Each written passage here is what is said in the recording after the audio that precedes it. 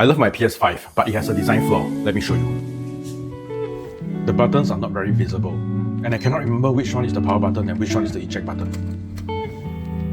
So I printed these buttons I found on MakerWorld.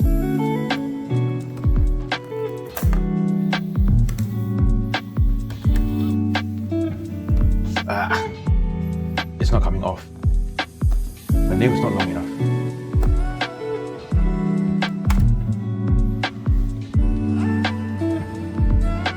This is why you need to print a scraper.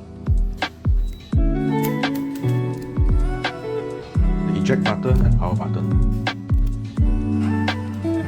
Let's just slide this into place. Oops, I turned it on. What do you guys think? Is there a disc inside?